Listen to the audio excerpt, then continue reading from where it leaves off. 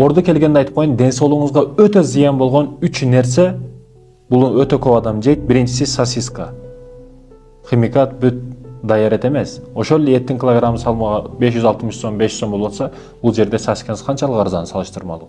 Демек, урматтуу мекендешим, бул жерде бир нерсе бар. Арзанбы, сыпатсызбы, бирдеке бар бул жерде.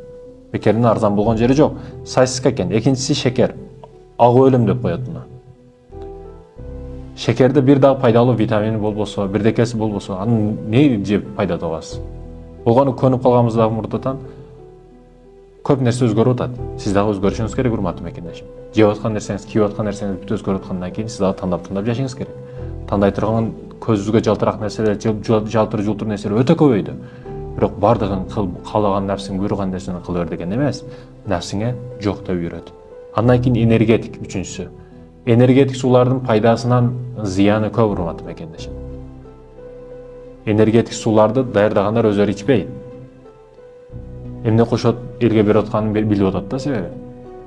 Ошондуктан энергетик суулар энергия бербейт. Энергияны сарлап туруп, чуркап, тренировка кылып, спорттон аласың. Анда энергетик суулардан эмес. Анан ошону атайын жаштарга, физик жактан тел алуу күчтүү спортсмендерге атайын энергетик сууларды реклама кылдырат. Ал миллиондогон доллар акча алгандыгы үчүн реклама кылып кое берет ал спортсмен.